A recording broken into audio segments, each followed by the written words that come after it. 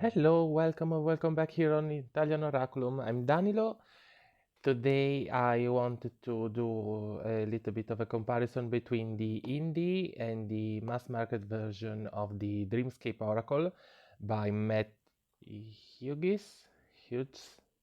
Sorry if I'm pronouncing your name wrong, which is originally from the Ethereal Visions Publishing, and it is now released by US Game Systems as a mass market deck. Now, before I start, please remember to subscribe, remember to like my video, remember that I really like comments if and when I get them. So feel free to subscribe and come here every week where I talk about cards, divination, magic, as of now mostly cartomancy. So, indie version, mass market version, how it happens. In this case, this was a project from the artist by this publishing company. I believe it's his, yes, I believe it's his own, or at the very least, he's the main artist on their team, from what I have seen. And basically this was a crowdfunded project on Kickstarter. We got the decks, it was beautiful, and of course it got picked up by a major publishing company such as US Games, and changed they changed a few things, I would say, both in terms of quality and even a couple of the artworks and titles of the cards. But basically it's the same deck into different versions. Now, of course, the indie deck is more expensive. Usually, at least nowadays, it's also curated in a specific way. Of course, a major publishing company maybe decides to cut some corners when it comes to something like a cardstock or a finish between a matte or a glossy or a linen. It depends. But in this case, I don't really think there is a lot of difference when it comes to the quality. It's more an aesthetic sort of thing. So, as you can see, the original in the box is this very deep and vibrant purple, and we have one of the cards, one of the artworks here in the on the cover. A different one here, we have this more, we have another couple here on the back, and it is a softer, more pastel, a little bit more muted, sort of lilac, sort of purplish. In real life it's a little bit colder, it's a little bit bluer than it is showing here on camera, while this is pretty much spot on. Maybe it looks a little bit redder or saturated as a purple compared to what I can see here. So let's go with the inside. Tuck boxes, nothing major. This is kind of the difference. So we can see both have their gold leaves accents. Here we have a warmer I'm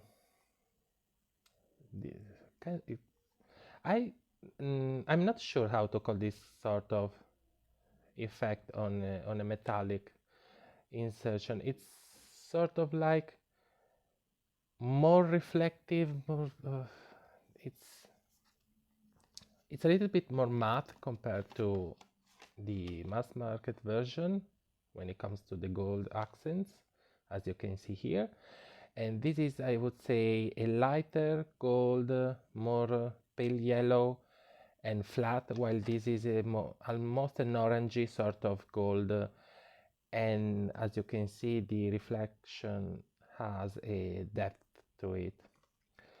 Now, same number of cards, as I said, on a quality level, I'm not really sure if there is that much difference. This feels thinner, but I have also been using this for some time.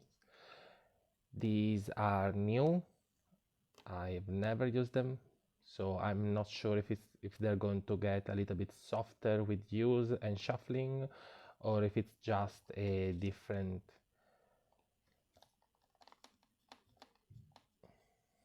cardstock, something that's more production related. Of course, I edged the indie. As I said, I've been using it for some time. This is still the original white papery. The bags are different because we have the US Games logo here. Let's see. No, we have a sort of a code, I would say. Yes, here and here, and it's this powdery dark bluish gray with very pale gray, almost turquoise details with the full moon in the center and the dragonflies here in the corners, which is basically the same thing we have here, just different colors. And this is glossier, not obnoxiously glossy, but it's more classic papery sort of feel, and so it is a little bit reflective, while these are definitely matte and more less papery at the touch. There is clearly a matte lamination on top, and as you can see, we have this sort of more purplish gray, lighter gray compared to the other one, at least in person. I believe it's looking a little bit lighter in the video, while this is more true. Maybe in real life it's a touch more on the gray side rather than the purple, but as you can see, we have purple, gold, green, these green accents, and the wings of the dragonflies are more white. The design, though, it's exactly the same, it's just a color change. And we have the signature of the creator here. So, I mean, I'm not the biggest fan of those sort of copyright stamps, that all of that, but at the very least they are both very soft, small. I would say this is worked a little bit better inside the design of the bags, while these kind of stand out a little bit more, but because they're smaller and still placed in an, I would say, sort of strategic way, both on top and the bottom, it's not really, doesn't really bother me. Now, as I said, the cards are pretty much the same, except I'm sure we have the crone here, this sort of Baba Yaga-ish character, while in the mass market version, I believe we have the raven. So we lost her to gain another animal archetype. This is a deck of archetypes, dream archetypes, that sort of deck. So you can use it, of course, as a predictive deck. I would suggest to use it more on the psychological inner workings, inner growth, inner analysis sort of way, though. Something else I wanted to say. I'm not sure if this is the same.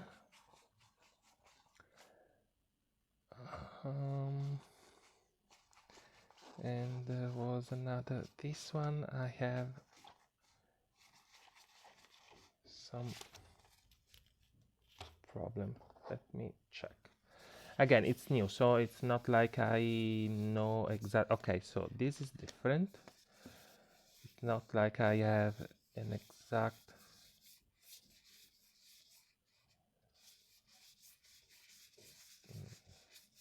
memory connection to. Okay, so we have the word here, which is absent in this deck. I wanted to know though if we have the okay, so this is another that's different. I noticed.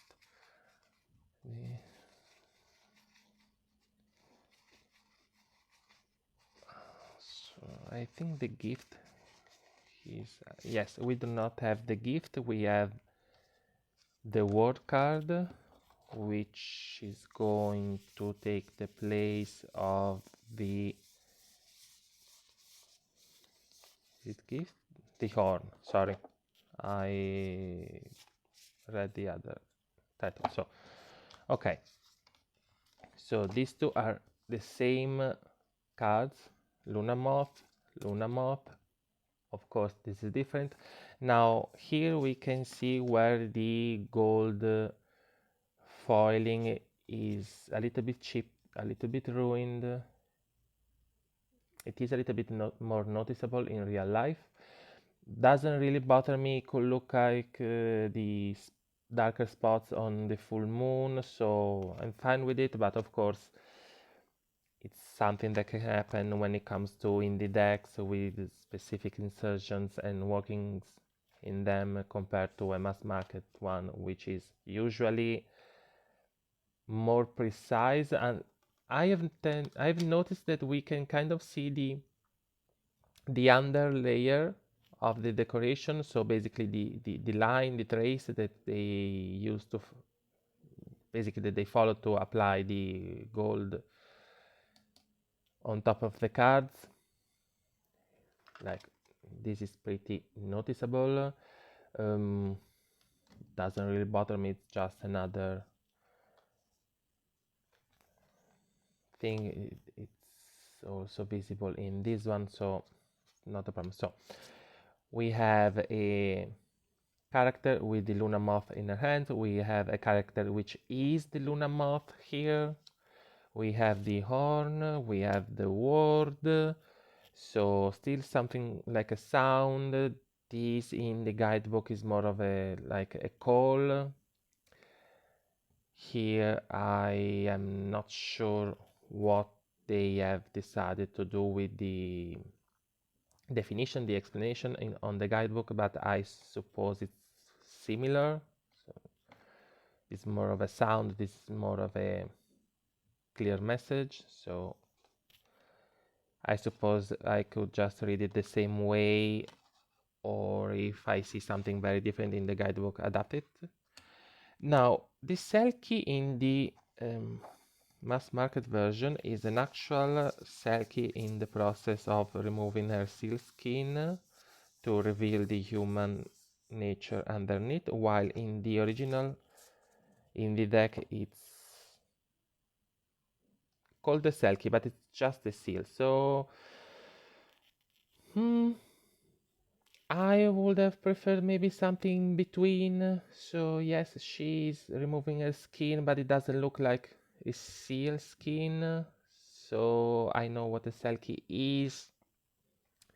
Here we just see a seal, so we may not know what that is a Selkie and have to find out. So I would have preferred maybe her, but with the seal skin maybe coming up to her chest or a little bit underneath with some trace of the fins, or maybe the face of the seal like sort of a hood behind her, so we could see it a little bit more clearly, but doesn't really doesn't really change how I can use the cards, and it is still beautiful. This artist is amazing. Aside from the quality of the cardstock, aside from the decks themselves, the art pieces are beautiful. Now the guidebook, here we have another cards represented on the cover, while here we have the same that there is on the box, but they are same size.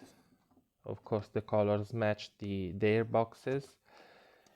Now let's see the new one. We have the picture, we have the explanation with no sound. Let's see the word while we are here. Let's see what it does say about. It's kind of an easy deck to use. I mean, once you have read through them, once you have some knowledge of archetypes and symbols, you can really go for it. You don't really need to study too much, I feel like. Okay, so this goes more in stories, sharing experiences. So yes,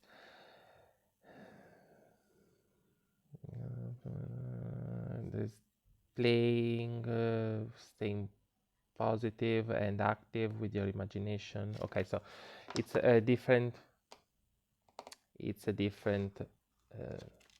meaning compared to the horn, which is going to be here in the original guidebook. Yes, it was a little bit more like, here is the text, and then here's the keywords and the picture of the card. I think maybe the newer one is better structured in that way. I don't really, it's smaller, the text is smaller, so it could be a little bit less readable, but I honestly like both of them, so it doesn't really. Rise meets a challenge, something new is on the horizon. For yes, so this is more, the horn is more of a calling, while the word is more storytelling, being active with your story and communication. So yes, those are two different cards. Then the crone is more about the elders, the wise nature of our elders, traditions, that sort of things. Yes, our own past, while the raven is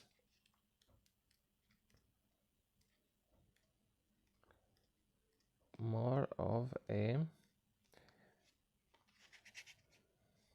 it's time to get crafty with the situation, honor your ancestors. So okay, there is still the connection with past ancestor, more on the spiritual sense. The raven as a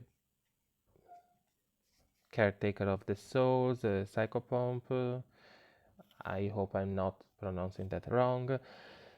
So there is more of a mystical sort of side to the animal spirit compared to the hag character, but I honestly think we can still go and use the different cards for the same meaning if we have both. Personally, I'm not sure what to do. Like, on one side, I would like to combine the two.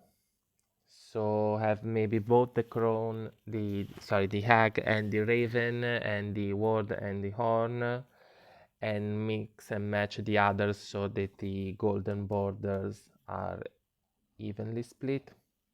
Or I could just keep them separated and use them in different ways in different times of the years. So, final thoughts. I'm happy I have the indie deck. I am happy I've also bought the mass market version. If you have to choose between the two, I would go with the mass market one because it's done beautifully. If you really want the indie deck, I don't know where you could find it, at what kind of price. I would say it deserves a chance anyway. If you want both, go for it. It's not a complete copy, it's not a complete repeat. I think you can genuinely use both without wasting money on a copy you don't need, or having then the dilemma which one I choose. I think it's different enough. This feels colder, but at the same time the colors are a little bit more intense. So I would say even visually they are different enough. You can use them maybe both on the winter and spring, or rather the colder months, the warmer months, or vice versa. You you decide. Okay, thank you for watching. Thank you for listening to me rambling, and I'll see you next time, next week, with the Italian video of the same comparison of the same decks. Once again, I invite you to subscribe to the channel. If I liked you, follow me on Instagram. I'm in italian_oraculum. And again, leave me likes if you want and comments. Bye guys!